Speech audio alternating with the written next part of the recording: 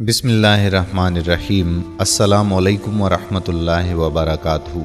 दोस्तों, हम अपने मुस्तक़बिल के लिए बहुत ज़्यादा परेशान होते हैं। हर रोज़ नई नई तदाबीर करते रहते हैं। हम अपने मुस्तक़बिल के लिए प्लानिंग करते रहते हैं, लेकिन कभी ऐसा हो जाता है कि हमारी सारी सोचों पर पानी फिर जाता है, हमारे सारे मंसूबे नाकाम हो जाते हैं और फिर हम शिकवा शिकायत करते रहते हैं। आज हम इस वीडियो में शिकवा शिकायत के हवाले से बात करने जा रहे हैं। उम्मीद करते हैं कि ये वीडियो आपको पसंद आएगी, लेकिन इससे कबल आपसे गुजारिश करते हैं कि आप अगर हमारे चैनल राहे हयात पर नए आए हैं तो हमारे चैनल को सब्सक्राइब करके हमारे ऑफिशियल सब्सक्राइबर बन जाएं और साथ में लगे हुए बेल आइकॉन को भी क्लिक कर दें ताकि हमारी मजीद आने वाली वीडियोस का नोटिफिकेशन आपको बर वक्त मिलता रहे। दोस्तों, एक दफ़ा का जिक्र है कि एक नामवर आर्टिस्ट अपनी एक शाहकार पेंटिंग बनाने में मसरूफ था। पेंटिंग आखिरी मराहिल में थी। वो पेंटिंग उसका एक निहायत ही खूबसूरत शाहकार थी और उस पेंटिंग को वो मुल्क की शहजादी को शादी का तोहफा बनाकर पेश करना चाहता था।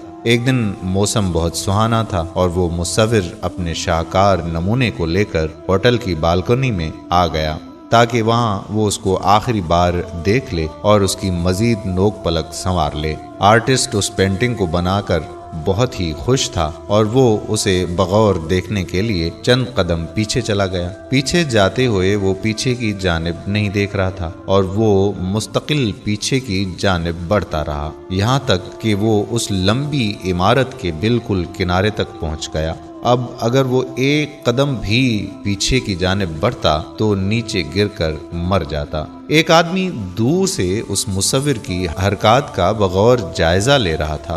उसने आर्टिस्ट को आवाज देना चाहिए, लेकिन अचानक ही उसे ख्याल आया कि कहीं उसकी आवाज आर्टिस्ट को चौंका न दे और यूं वो एक कदम और पीछे होकर नीचे ही ना गिर जाए।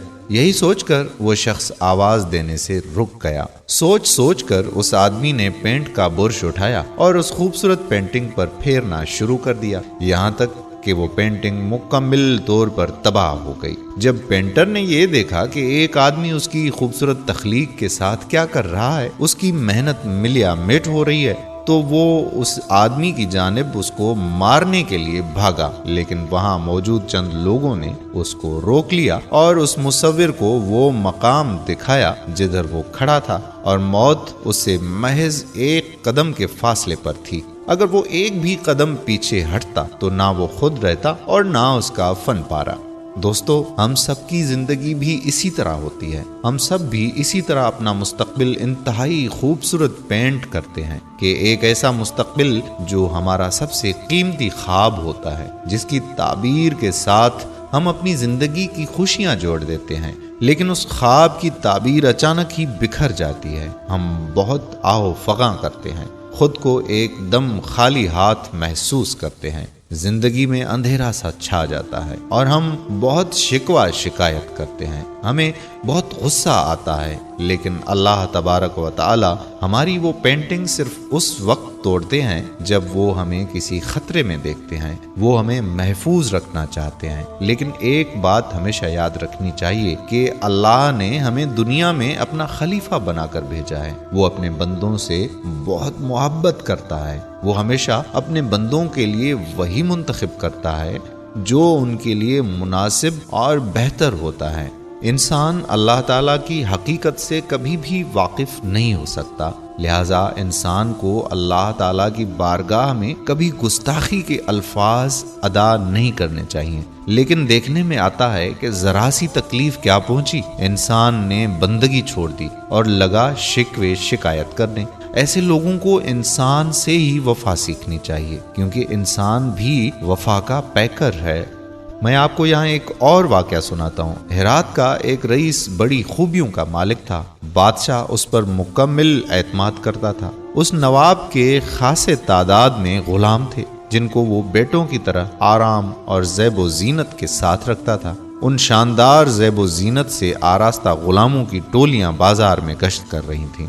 एक गरीब मुफलिस तलाश शख्स जो भूखा और नंगा था, उनको देखकर लोगों से पूछने लगा कि ये रईसजादे कौन है। जवाब देने वाले ने कहा कि ये हमारे इस इलाके के नवाब के चाकर हैं।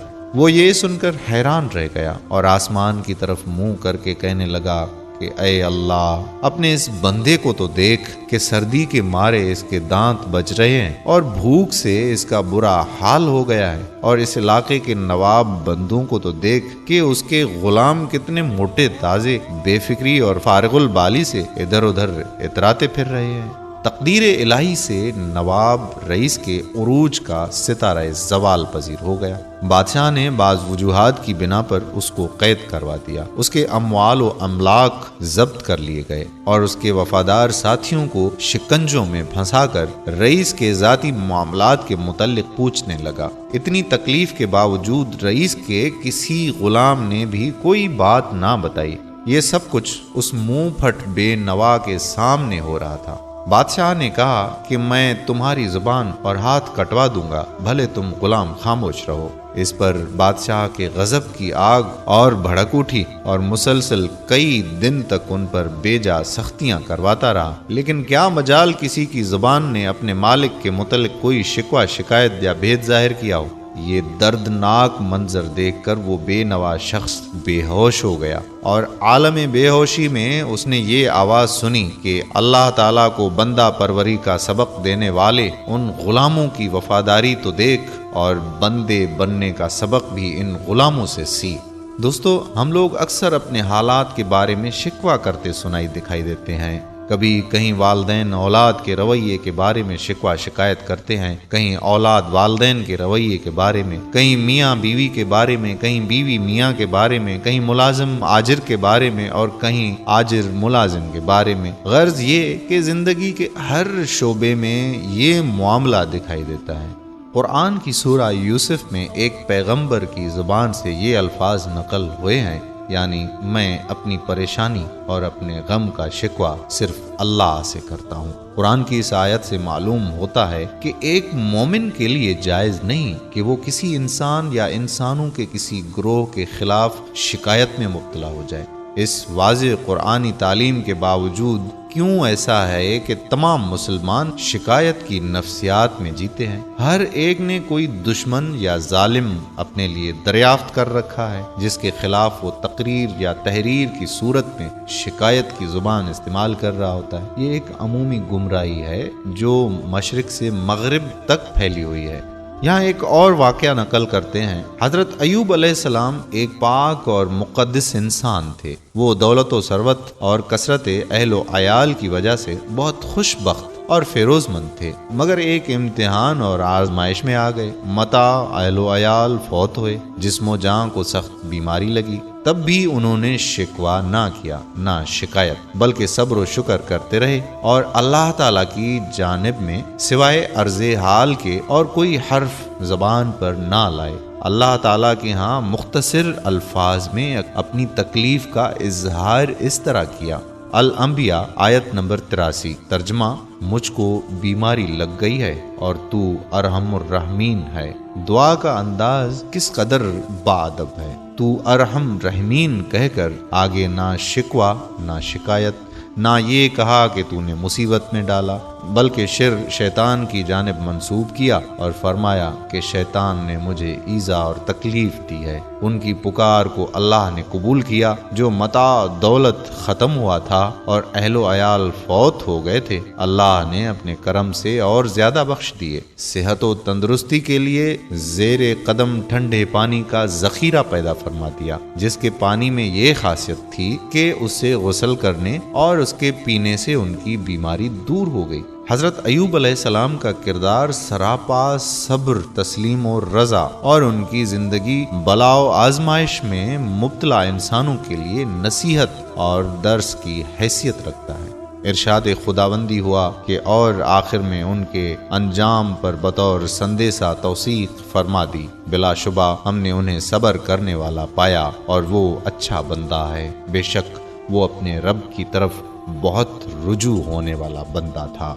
حضرت صلی اللہ علیہ وآلہ وسلم نے فرمایا کہ اگر میں اپنے کسی بندے کو بیماری میں ڈالتا ہوں اور وہ بندہ اپنے تیمار داروں کے سامنے میرے بارے میں شکوہ شکایت نہیں کرتا تو میں اسے اس بیماری سے نجات دے دیتا ہوں۔ پھر اس کو اس کے گوشت سے اچھا گوشت اور اس کے خون سے اچھا خون بدل کر دے دیتا ہوں، پھر وہ اپنے کام نئے سرے سے کر سکتا ہے۔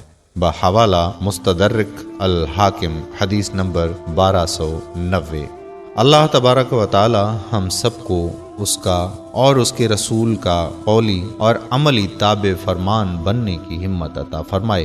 تو دوستو، زندگی میں جو کچھ بھی ہوتا ہے وہ اچھے کے لیے ہوتا ہے۔ ہمارے سارے کام الٹ ہو جاتے ہیں تو اس میں اللہ تعالیٰ کی کوئی نہ کوئی ہمارے لیے رضا ہوتی ہے۔ اللہ کی رضا پر ہمیشہ راضی رہنے میں ہی ہمارے لیے فائدہ ہے۔ امید کرتا ہوں کہ ہماری آج کی یہ ویڈیو آپ کو ضرور پسند آئی ہوگی۔ صدقہ جاریہ کی نیت سے اس ویڈیو کو اپنے دوست و احباب کے ساتھ ضرور شیئر کریں گے۔ اگر آپ نے ابھی تک ہمارا یوٹیوب چینل راہ حیات سبسکرائب نہیں کیا تو ابھی سے سبسکرائب کر کے گھنٹی کے بٹن کو پریس کر دیں تاکہ ہماری نئی آنے والی ویڈیوز کا نوٹیفیکیشن آپ کو وقتاً فوقتاً ملتا رہے۔ جزاک اللہ خیرہ۔ آنے والی ویڈیو تک قادر کلہوڑو کو اجازت دیجیے۔ اللہ حافظ۔